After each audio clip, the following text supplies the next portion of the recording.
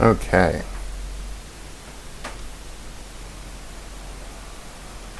So now in my base actor, because I've given this kind of a default behavior, I can say there's some pretty obvious bugs here, but we just want to kind of show how wiring all this stuff up is going to look.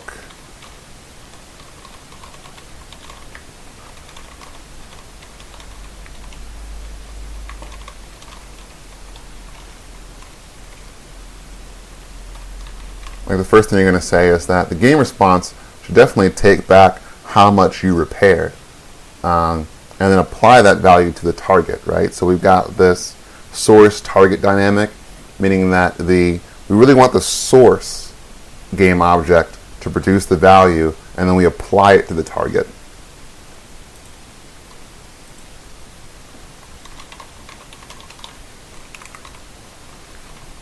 So I'm just going to make the call here just to show it, but we're going to have to beef up our game response here in a second.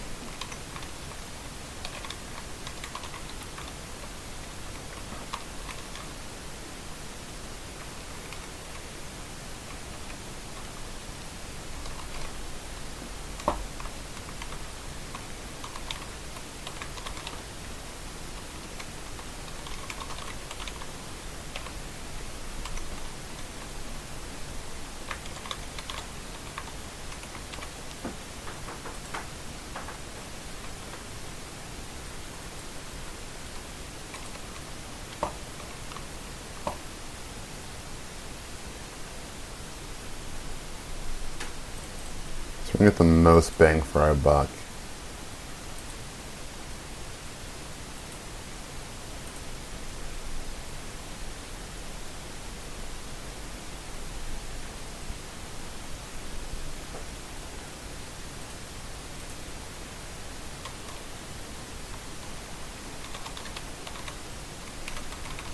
Well,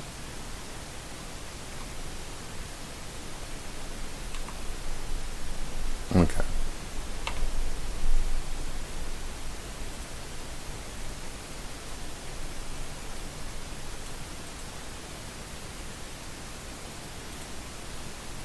Let's go ahead and copy this. Put it there. Alright, so that, by putting into our base NPC, we kind of quiet it down a bit of that, and we can quiet down the execute by saying with the default, public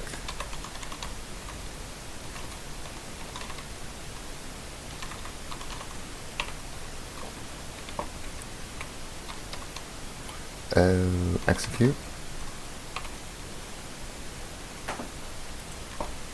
Okay. So one of the consequences of wanting everything in the game to be able to process a command is we now have to give everything in the game some business logic for how that's going to happen.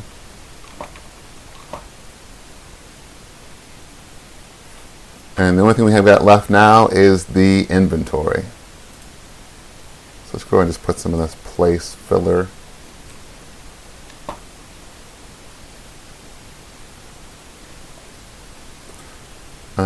And we don't want to do it here, right? Because if we just put it here and we overrode these abstract methods, then all of our bugs would have gone away. But we know we want to add some precise business logic, so we're not going to do that here. Otherwise, we'd have to remember to put it in there. And I can guarantee you we'd all forget.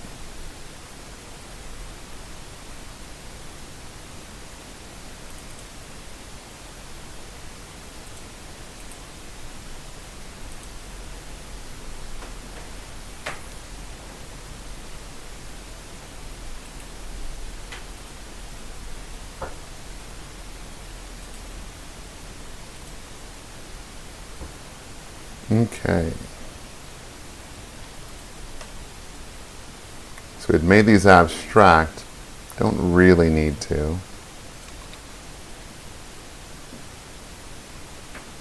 Oh.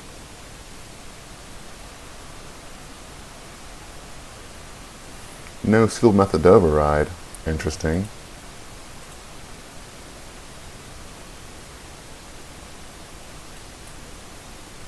Hang on.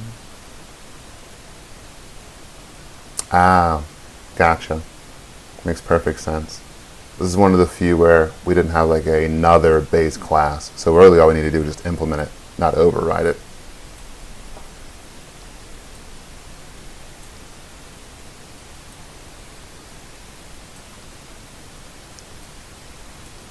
Now,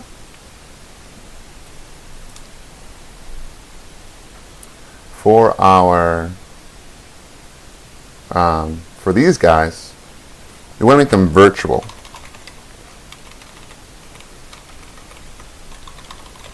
So, our inventory items are going to be special things, right? So they can't necessarily fight and they can't necessarily heal, but there might be some times when we want them to participate, right? So if you hit a certain type of item, maybe you take damage back, right? Like maybe it's like a spiked wall or something. And just the act of attacking it also does damage to you. Maybe it's an electric fence. It's a game object and it's an item and it can't necessarily fight you back in a literal sense, but in this conceptual sense, it can do you damage. So that's why we want to make these virtual, so that if we run across an object that we want to give these properties to, we can just override these methods.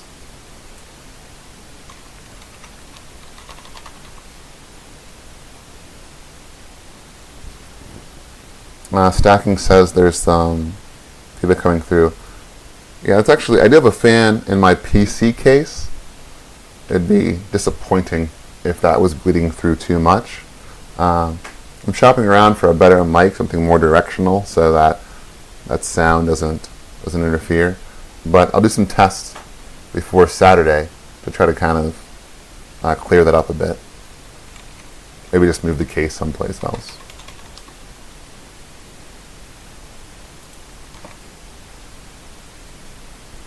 Oops. Okay. So for the default, we don't even need to call these things, right? So we want to make this virtual as well.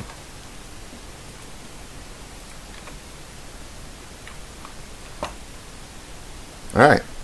And it looks super scary at first when we started adding all this functionality and we started getting 50, 60 error messages coming back at us, and it's going to keep increasing the more that we did. But we can go through and find our little choke points in our inheritance and quiet those down. And in the process, we've added some default functionality. We've added some basic things we know we want, all, in this case, items to do.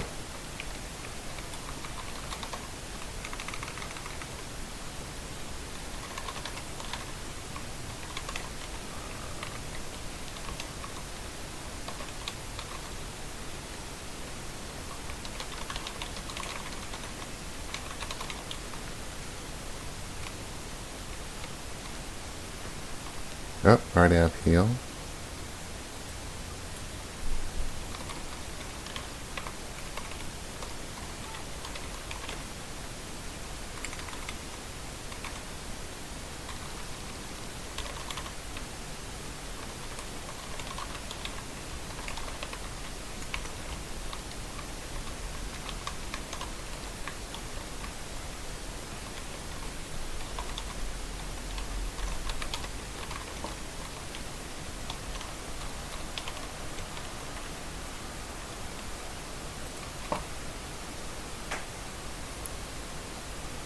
Okay, so now that we've got this new concept of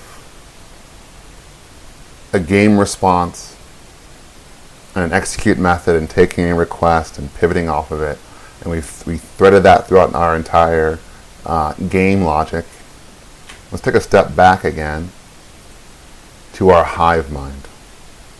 The hive mind.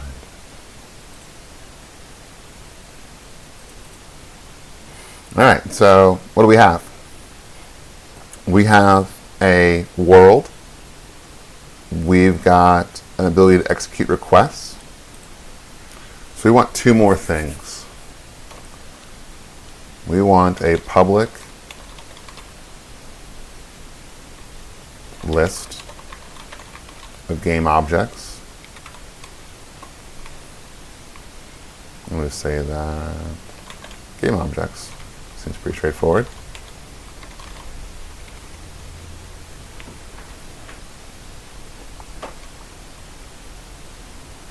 So, and we'll make this private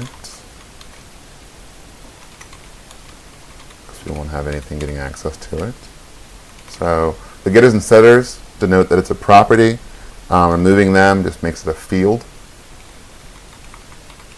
When we instantiate our world, we want to say that our game objects equal a new list of game objects. This is also part of our kind of our application startup. And while we're doing this all kind of on the fly from memory, this will also be the place where you might load all your players and all your items in from a database and also restore their state. Because they're going to be in different rooms, they're going to be in different places. This is where you do all that. The game engine is responsible for all that kind of initialization, maintenance, upkeep, closing down, and all that good stuff. So, and this is our abstraction, right? So we want to model it like an API. So let's also do this. Let's do a public add game object of type iGame object. Game object. We'll make this void. And we're going to add that to our game objects.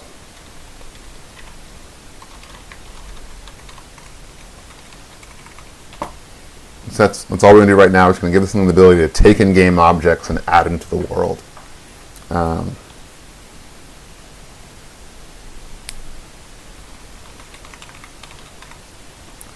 And just so we can cheat a little bit, we're also going to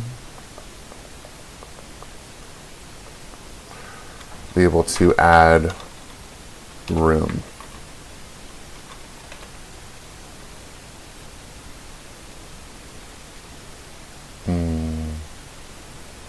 Hang on, we might not want to do that. It's going to cheat so we can kind of, so we got like 10 minutes left, 10, 15 minutes. And I want to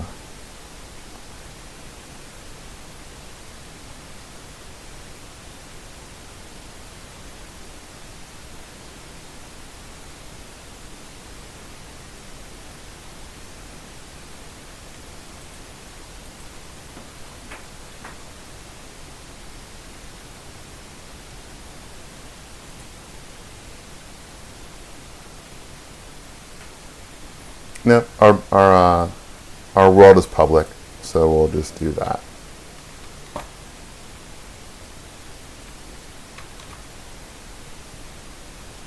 And I'm going to back away from this because it's too much like the flyweight pattern, and I think it might get us a little ahead of ourselves.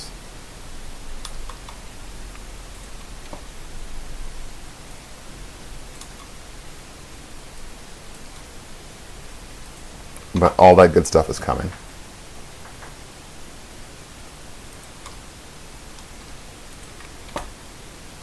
All right. So back to the matter at hand, refocus, which is the